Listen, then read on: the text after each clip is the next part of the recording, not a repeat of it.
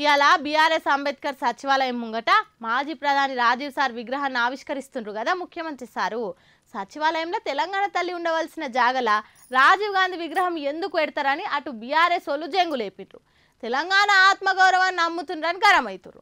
మరి 10 ఏళ్ళు మీరే పవర్లుండి మీరెందుకు పెట్టలేదు తెలంగాణ తల్లి విగ్రహం? ఇప్పుడు మేం సచివాలయం ఎదురుగా తెలంగాణ తల్లి విగ్రహం పెడతామంటే మీరెందుకు భుజాలు దడుముకుంటుర్రని ఉల్టా కాంగ్రెస్ వాళ్ళు కూడా అందుకుంటుర్రు. రాజీవ్ గాంధీ విగ్రహం పంచాది అగ్గిరాజేసింది కదా మళ్ళా. అస్సలకైతే పోయిన నెల 20 తారీఖు నాడు షాల్ చేయాలి గాని సోనియా మేడం రాహుల్ సార్ కు ఇల్లు వాడలేదు. అయితే మొదటి సంధి సచివాలయం ప్రాంగణంలో రాజీవ్ గాంధీ విగ్రహం ఎందుకు, మేము రాగానే పక్కా దీపిస్తామని బీఆర్ఎస్ వాళ్ళు వార్నింగ్లు ఇచ్చిండ్రు. విగ్రహం మీద చేసే ధైర్యం ఎవరుకుంది?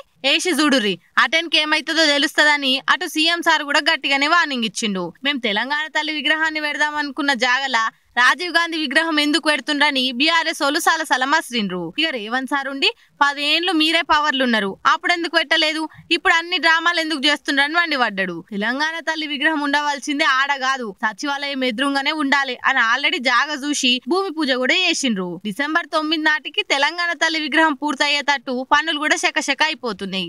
దేశానికి ప్రధాన మంత్రులుగా చేసిన ఇందిరాగాంధీ, పివి నరసింహారావుల విగ్రహాలు ఒకవైపు వరుసగా ఉన్నాయి. అట్లనే రాజీవ్ గాంధీ విగ్రహాన్ని కూడా అమరవీరుల చిహ్నం ఇటు సచివాలయం నడుము ఇట్లా పెట్టినాం, దాంట్లో తప్పేమున్నదని అనుకొచ్చిండు. బీఆర్ఎస్ వాళ్ళు మాత్రం అస్సలు సహిస్తలేరు.